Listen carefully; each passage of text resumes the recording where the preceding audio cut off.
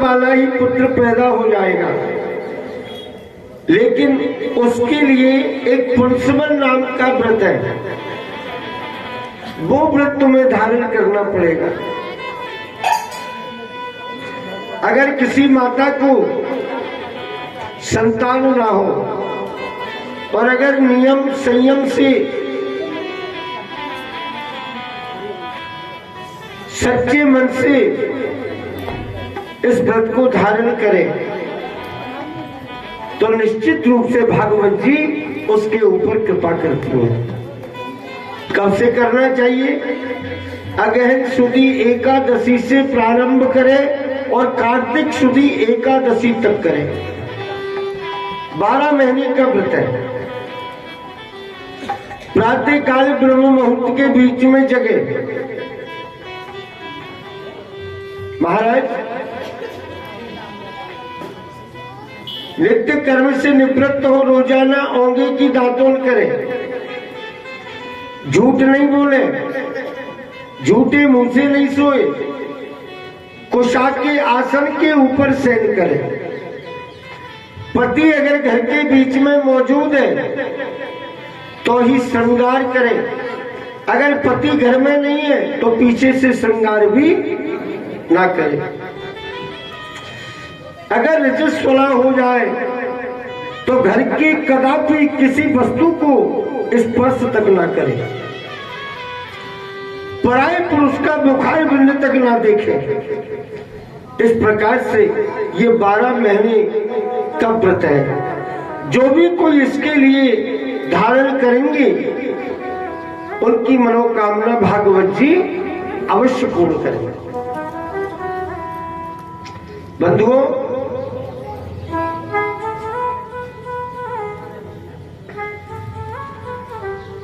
कश्यप जी महाराज की आज्ञा से दिति माता ने व्रत करना प्रारंभ कर दिया। 1 महीना, 2 महीना, 3 महीने हो गए।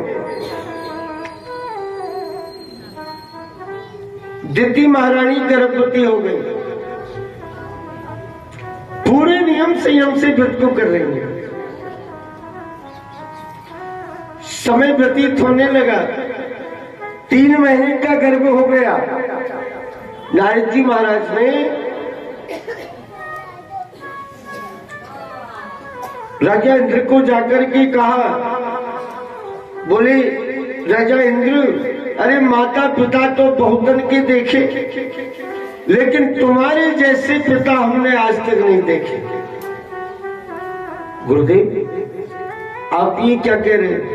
बोले जी मैं बिल्कुल सत्य कह रहा हूं। क्या बात है? बोले तुम्हें पता है कश्यप जी ने दिति माता के लिए वरदान दिया है। दिति माता ने वरदान मांगा कि इंद्र को मारने वाला पुत्र होना चाहिए। तो बोले तुम्हारे पिता ने वरदान दे दिया। बोले तथास्तु ऐसा ही होगा। अच्छा गुरुजी फिर इसका कोई उपाय? बोले इसीलिए तो मैं आया हूं, जल्दी से जल्दी जाओ और अपनी माता के मन को जीत लो। ठीक है। इंद्र रूप बदल करके दिति माता के भवन में पहुंच गए। छोटे से बालक बन गए। पास में नगर के बीच में से छोटे छोटे अन्य बालकों को भी ले आए और सबको लाकर के आश्रम के बाहर खेलने लगे। सूर्य नारायण भगवान जब अस्ताचल को पहुंच गए तो सारे के सारे बालक अपने अपने घरों में चले गए। सारे बालक अपने अपने घरों में गए और ये जो छोटा बालक था इंद्र, ये आश्रम के बाहर दिति जी के आंगन में सो गया। दिति जी बाहर निकल करके आई तो देखा कि किसी का छोटा सा बालक सो रहा है। लाला, ओ बेटा, कौन है? अरे किसका बेटा है तू? किसका बालक है? यहाँ कैसे सो गया? छोटे से बालक तो थे, नेत्र मलते मलते खड़े हो गए। बेटा तू किसका बालक है? हाथ जोड़ करके कहने लगे, माँ मैं तेरा ही हूं। मेरा है? अब छोटे से बालक की भाषा, अगर कोई बालक इतना मीठा बोले तो चाहे किसका भी हो, लेकिन उसके प्रति प्रेम पैदा हो जाता। हृदय से लगा लिया, बेटा अगर तू मेरा है तो चल अंदर चल, यह क्यों सो रहा है? अंदर ले गए, अमनिया करके फल खिला दिए, आचमन करा दिया और कुशा के आसन पर सुला दिए। सो गए, रात भर सोए। प्रातः काल ब्रह्म मुहूर्त के बीच में दिति महारानी जब जगी तो क्या देख रही है दिति जी कि वो छोटा सा बालक दिति से पहले जग करके और आश्रम में झाड़ू निकाल रहा है। दिति माता ने विचार किया, देखो किसी का कितना छोटा सा सुंदर बालक है, लेकिन आश्रम के बीच में झाड़ू निकाल रहा है। चलो बढ़िया, इससे मुझे तो बहुत सारा मिलेगा। काम धाम संभालने वाला आ गया, अच्छी बात। मेरे भाई बहन, ठाकुर जी की कृपा,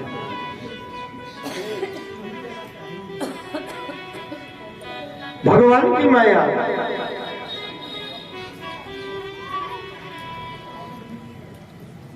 दिति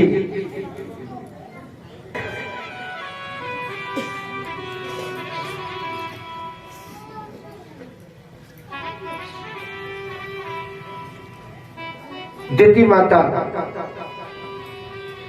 जैसे अपने पुत्र का लाड करती हैं, ऐसे ही उस बालक का लाड करते हैं।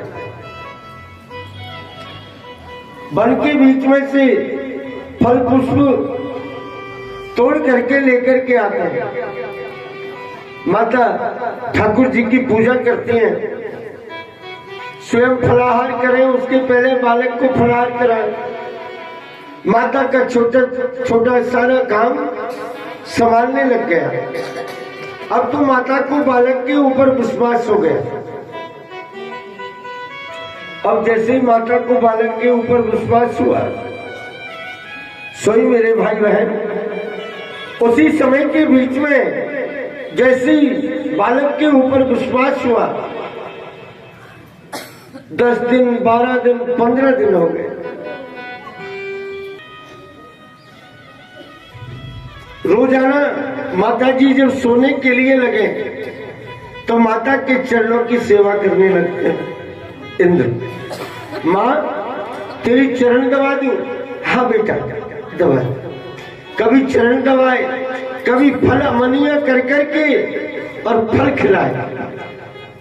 सत्संग रूपी चर्चा माता के द्वारा सुने, स्वयं भी राजा इंद्र भी सुनाए।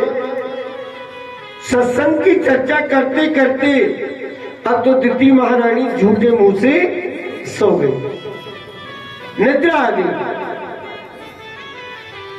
इंद्र ने विचार किया कि आज मैया झूठे मुंह से सो गई, इसका मतलब आज मुझे मौका मिल गया।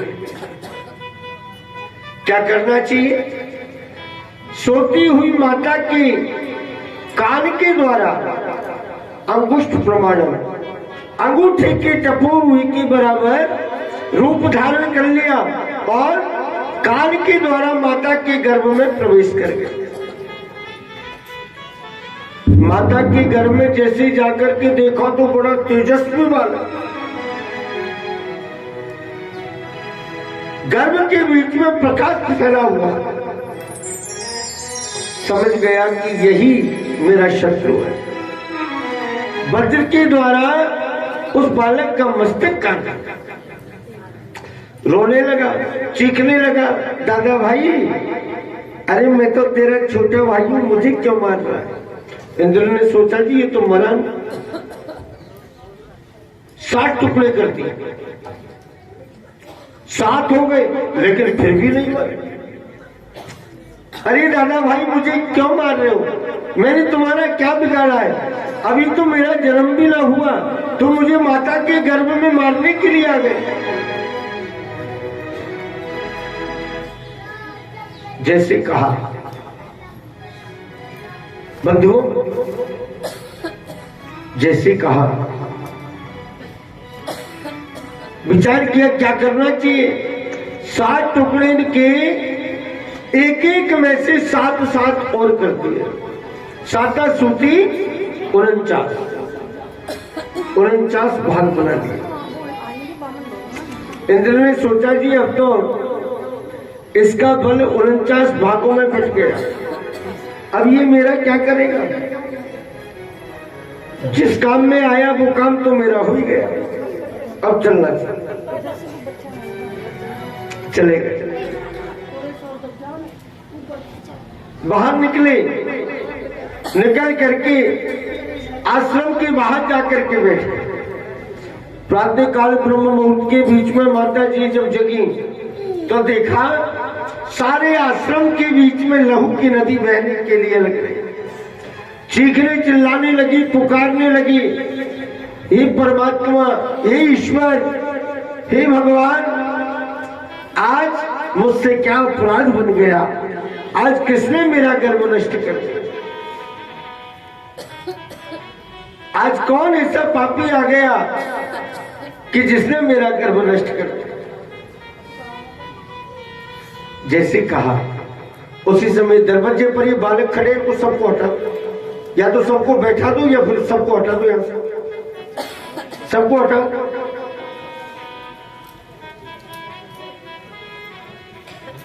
मेरे भाई बहन, जैसे कहा द्वितीय माता खड़ी हुई, बाहर आई, इंद्र को पूछा बेटा आज रात्रि के बीच में यहाँ कोई आया था क्या? बोले माँ मुझे पता नहीं, ध्यान कर कहीं कोई आया हो। बोले माँ मुझे पता नहीं, कौन आया कौन नहीं आया मुझे मालूम, सही बता बेटा। बोले माँ ये बात बताओ, बार बार आप मुझसे पूछ रही हो, ये तो बताओ कि बात क्या है। बोले बेटा आज रात्रि के बीच में कोई ना कोई आया और आकर के मेरे गर्भ को नष्ट करे। कहने के लिए लगे माँ गर्भ नष्ट हुआ है तेरा और पूछ रही है मुझसे, अरे जब तुझे ही पता नहीं लगा तो मुझे कैसे लगेगा। बोले बेटा मैं तो पूछ रही हूँ कहीं तुझे पता हो। बोले ना मुझे पता नहीं।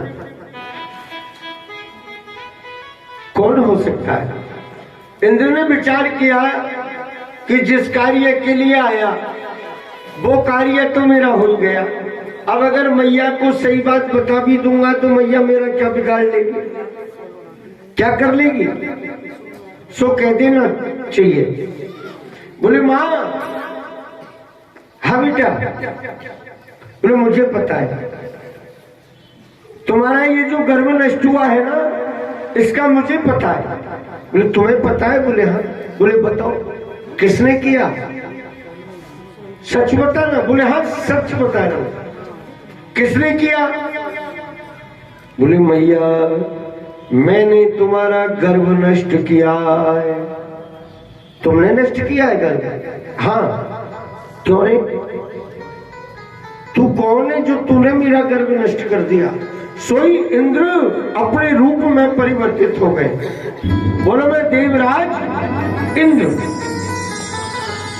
मां मैं इंद्र हूं, देवताओं का राजा। बेटा इंद्र तूने ऐसा क्यों किया? अरे ये तो तेरा भाई होता। बोले मैया मैंने जो किया जो तो गलत कर दिया, मैंने जो किया जो तो बुरा कर दिया, और तूने जो किया वो अच्छा किया। तूने क्या कहा था पिता से कि राजा इंद्र को मारने वाला ही बेटा होना चाहिए, तो तूने जो किया वो अच्छा किया और मैंने मेरे शत्रु को मार करके बुरा कर दिया। लज्जित हो गए महाराज। लज्जित होकर के अंदर चली गई। राजा इंद्र लौट करके वापस जाने लगे। दिति ने कहा कि फिर ये बालकों को तू अपने साथ में ले जा।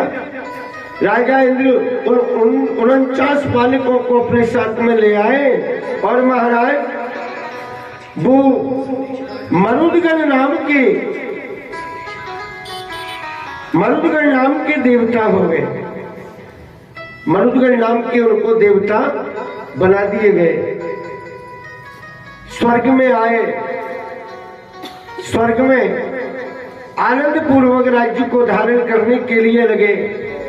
राजा इंद्र एक दिन देवताओं के गुरु बृहस्पति जी महाराज अपने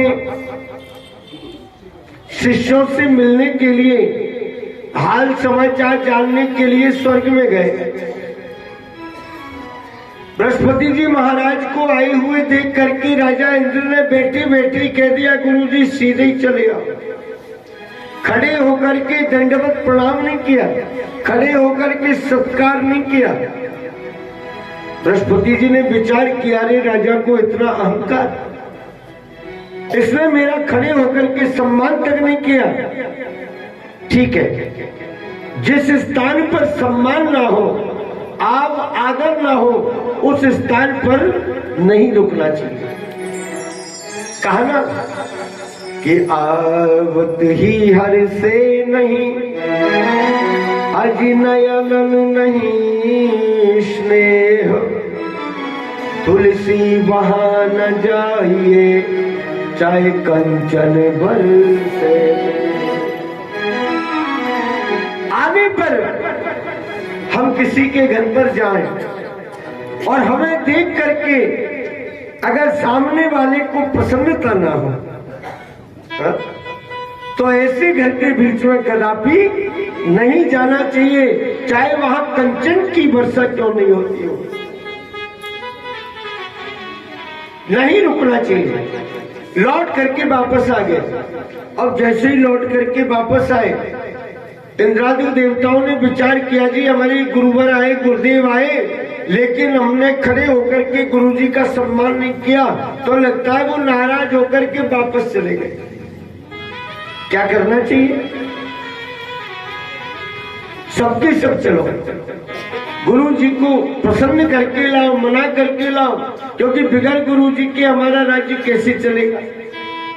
गुरु के आशीर्वाद से, गुरु जी की कृपा से ही तो राज्य चलेगा।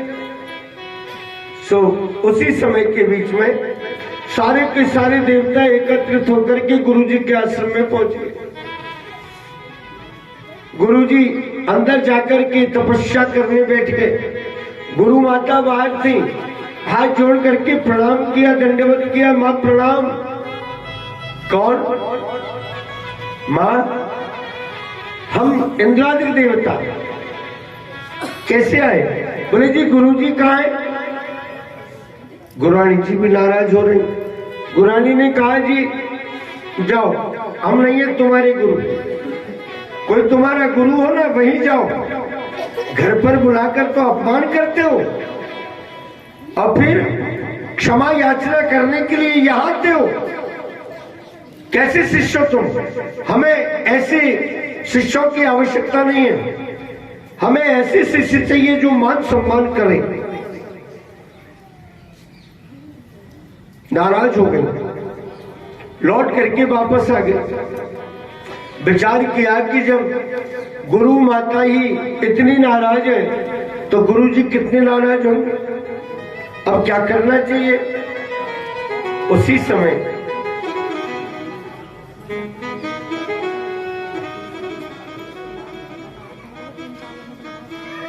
महाराज आचार्यो ब्रह्मणो मूर्ति पिता मूर्ति प्रजापति भ्राता मरुत्पतिर्मूर्तिर् माता साक्षात्क्षते स्तनु। इंद्रादि देवताओं ने विचार किया क्या करना चाहिए। भगवान की जैसे भगवान की शरण में चलो और भगवान की शरण में चलेंगे ना तो भगवान इधर पधारिए, इधर आ जाओ।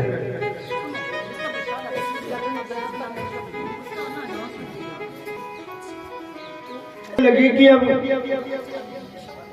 किसकी शरण में जाए, बगैर गुरु के हमारा राज्य चल नहीं सकता। गुरु जी का होना अनिवार्य है। गुरु जी को मनाने का प्रयास किया लेकिन गुरुदेव नहीं मने। सारे के सारे देवता एकत्रित होकर के भगवान की शरण में गए और भगवान को जाकर के प्रणाम किया। भगवान कहने के लिए लगे, भैया देवताओं कैसे आगमन हुआ आपका? प्रभु, हमारे गुरुदेव बृहस्पति जी महाराज हमसे रुष्ट हो गए। अब बताइए, बगैर गुरु की कृपा के हमारा राज्य कैसे चलेगा? भगवान कहने के लिए लगे,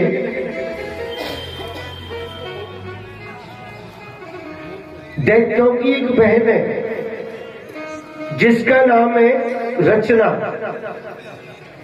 रचना नाम की दैत्यों की बहन ये त्वष्टा नाम के दैत्य को ब्याई गई है। इसके दो पुत्र हैं, सन्निवेश और विश्वरूप। ये जो विश्वरूप है ना, इसने शुक्राचार्य जी महाराज से अमृत संजीवनी विद्या पढ़ रखी है। मेरे भाई बहन,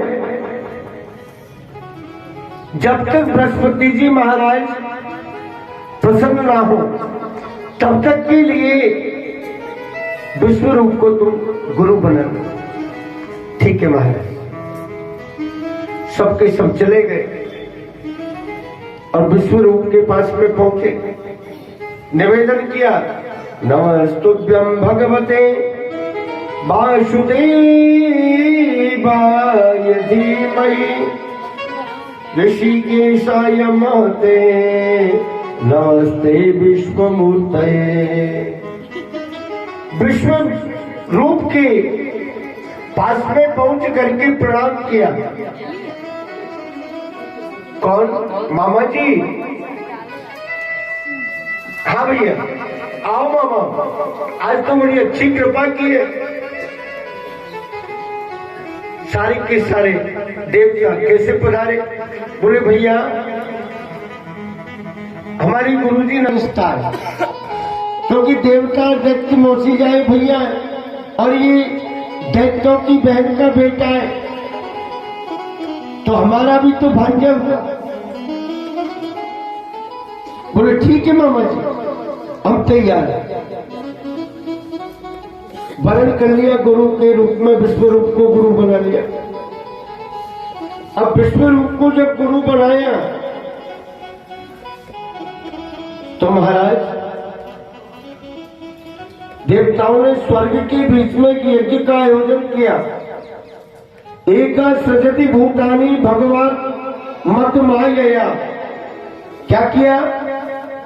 सुंदर यज्ञ का आयोजन किया। उस यज्ञ को सफल बनाने के लिए इस यज्ञ को सफल कराओ। बोले चिंता मत करो, मैं तुम्हारे यज्ञ को सफल कराऊंगा।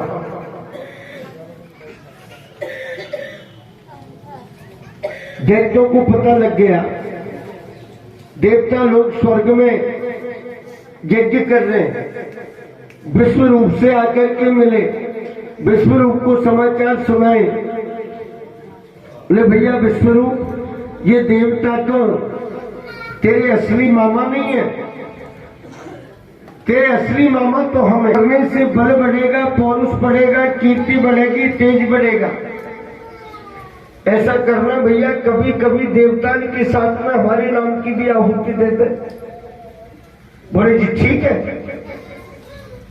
दे दूंगा। ये तो मेरे हाथ का ही काम है, इस काम को तो मैं कर दूंगा।